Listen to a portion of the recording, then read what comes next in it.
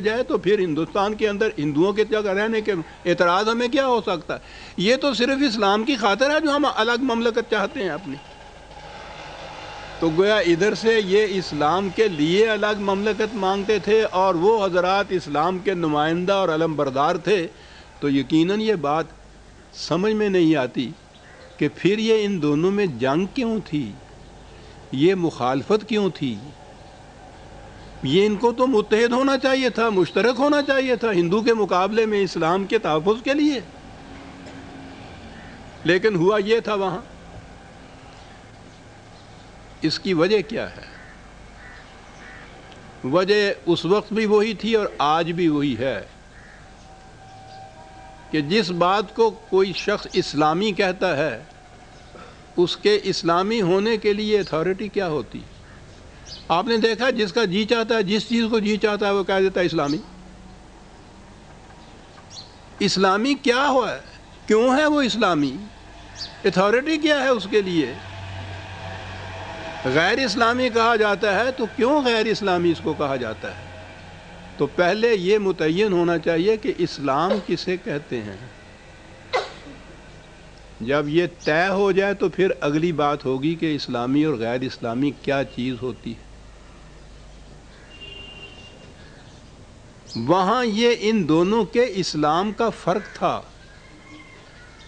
تو آپ غور کیجئے کہ اتنا شدید فرق کہ وہ ان کے خلاف متفقہ طور پر کفر کے فتوے عائد کرتے تھے اسلام کے لیے مملکت حاصل کرنے والوں کی جنگ لڑنے والوں کے خلاف. تو بڑا ہی شدید فرق ہوا نا. یہ فرق اسلام کے تصور کا فرق تھا اور یہی ہے وہ نقطہ ماسکہ جو میں آج عرض کروں گا. غنیمت ہے کہ مجھے ابھی تک یہ فطرت کی طرف سے موقع مل رہا ہے کہ میں یہ چیزیں بیان کر رہا ہوں. 10 سال تک میں نے قائد اعظم کے زیر قیادت یہ محاذ جو تھا سنبھال کے یہ سب کچھ کام کیا تھا. تو قلندر ہرچے گوید دیدہ گوید، یہ تو میرے اپنے تجربات ہیں جن کو میں پیش کر رہا ہوں.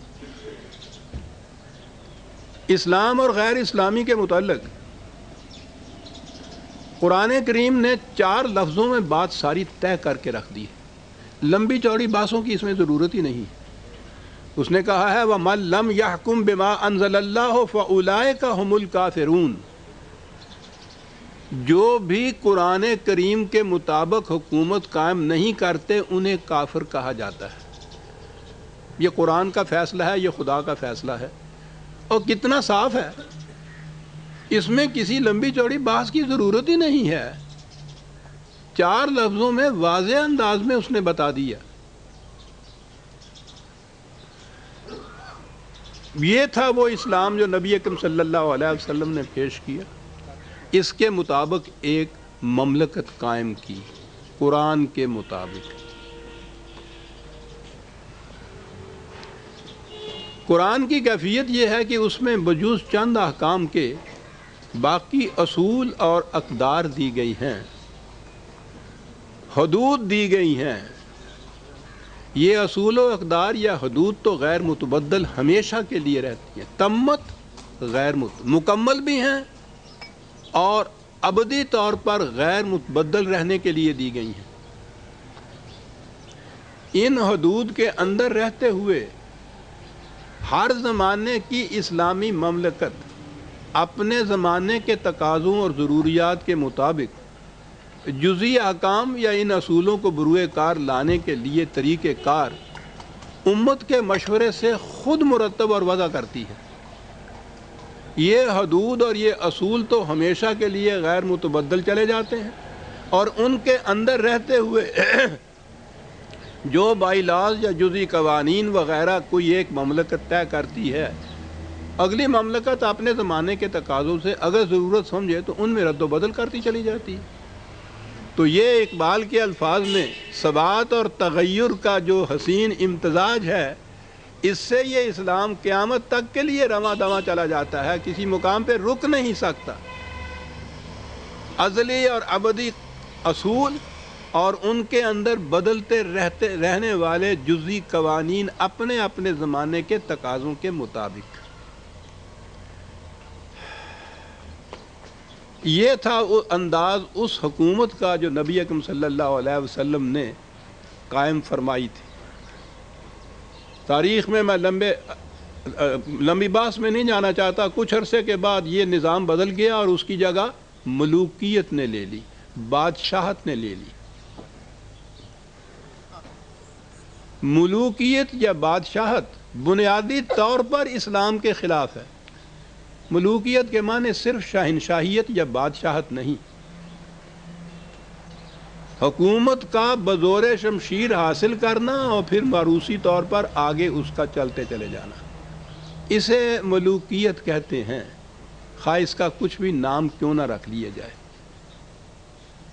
قرآن کی روح سے حکومت قائم ہوتی ہے امت کے مشورے سے، اور اس کے جتنے بھی کاروبار اور معاملات ہوتے ہیں قرآن کی حدود کے اندر رہتے ہوئے امت کے مشورے سے طے پاتے ہیں۔ ملوکیت اس کے بعد آئی۔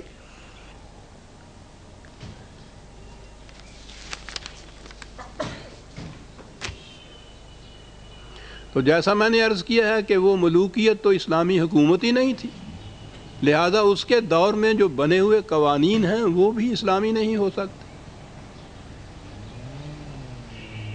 یہ عباسیوں کے زمانے میں یہ ملوکیت زیادہ پروان چڑھی۔ ان سلاطین نے، شہنشاہوں نے مملکت کے امور تو اپنے ہاتھ میں رکھے، اور یہ جسے آپ پرسنل لاز کہتے ہیں، نکاح طلاق وغیرہ کے معاملات، یہ ان علماء حضرات کو مل گئے۔ دو متوازی حکومتیں تھیں جو قائم ہوئیں۔ اس زمانے کے ماہرین قوانین کچھ تھے جن کو فقہا کہتے ہیں، انہوں نے کچھ قوانین مرتب کیے لامحالہ اپنے زمانے کے لیے، ان کو فقہی قوانین کہا جاتا ہے۔ تو اسلام اب نام رہ گیا امور مملکت کے لیے سلاطین یا شہنشاہوں کے قوانین، اور پرسنل لاز کے طور پر شخصی معاملات کے لیے ان فقہا کے مرتب کیے ہوئے فقہی قوانین۔ قرآن بیچ میں سے نکل گیا۔ میں آگے جا کے عرض کروں گا کہ کیسے نکالا گیا قرآن کو بیچ میں سے، خود بخود نہیں نکل گیا۔ یہ جو قوانین بنائے تھے فقہا نے، یہ کوئی ایک فقیہ نہیں تھا یا کوئی ایک گروہ نہیں تھا، یہ مختلف فقہا تھے، ان کی مختلف فقہیں بنی۔ تعداد کے لحاظ سے تو یہ بکثرت تھیں، لیکن ان میں سے آج بھی جو زیادہ مروج ہیں، یہاں بھی ان کا نام آپ نے سنا ہوگا، فقہ جعفریہ، حنفی فقہ، شافعی فقہ، مالکی فقہ، حنبلی فقہ، یہ الگ الگ ائمہ فقہا تھے، ائمہ فقہ تھے، ان کی اپنی اپنی فقہ تھی، ان کے ماننے والے الگ الگ تھے۔ تو امت جو امت واحدہ تھی اس سے پیشتر، وہ اس طرح فرقوں کے اندر بڑھ گئی۔ یہ فرقے اس طرح سے وجود میں آئے، ہر چیز غیر اسلامی ہوتی چلی گئی۔ قرآن کی روح سے امت میں فرقوں کا وجود شرک ہے، اب امت فرقوں میں بٹ گئی۔ ان کے باہمی اختلاف کس حد تک بڑھ گئے اس کا اندازہ ایک واقعہ سے لگائیے۔ آپ کو پتا ہوگا کہ نام نہاد نظام مصطفیٰ کے قیام کے لیے متحدہ محاذ بنا تھا یہاں، جس میں یہ علماء حضرات بھی شامل تھے۔ یہ نظام مصطفیٰ قائم کرنے کے لیے متحد تھے اس تاریخ میں، اور کیفیت یہ تھی کہ انہی دنوں رمضان المبارک کے دن تھے، یہاں ہمارے قریب چودھری ظہور الہی مرحوم کی کوٹھی میں ان کی افطاری کی دعوت تھی۔ اس میں مولانا نورانی اور مولانا مفتی محمود مرحوم وہ بھی موجود تھے۔ یاد رکھیے کہ یہ دونوں میں جو اختلاف تھا یہ شیعہ سنی کا نہیں تھا، دونوں سنی تھے۔ پھر ان میں یہ بھی نہیں تھا کہ کوئی ایک اہل حدیث ہو اور ایک اہل فقہ